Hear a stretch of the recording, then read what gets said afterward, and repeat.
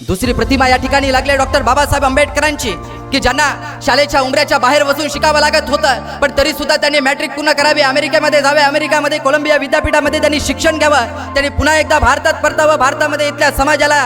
समाजाचं नेतृत्व करावं, समाजाला न्याय मिळवून द्यावा, इथल्या दीनदलित दुबळ्यांना एकत्रित करावं, संघटित करावं आणि त्यांच्या अन्यायाच्या विरोधामध्ये एक लढा उभा करावा, त्यांना न्याय मिळवून देण्याचं काम करावं, भारतीय संविधान या देशामध्ये निर्माण करावं। आणि त्याच कोलंबिया विद्यापीठाला 100 वर्ष पूर्ण झाले, म्हणून शतकातील सर्वोत्तम विद्यार्थी कोण याची जेव्हा संशोधकाच्या दृष्टिकोनातून अभ्यासाची वाटचाल पुढे आली, तेव्हा त्याच शतकातील सर्वोत्तम विद्यार्थी म्हणून डॉक्टर बाबासाहेब आंबेडकरांचं नाव पुढे यावं आणि त्याच कोलंबिया विद्यापीठाच्या समोर डॉक्टर बाबासाहेब आंबेडकरांचं स्मारक उभं करावं आणि खाली लिहावं द सिम्बॉल ऑफ नॉलेज,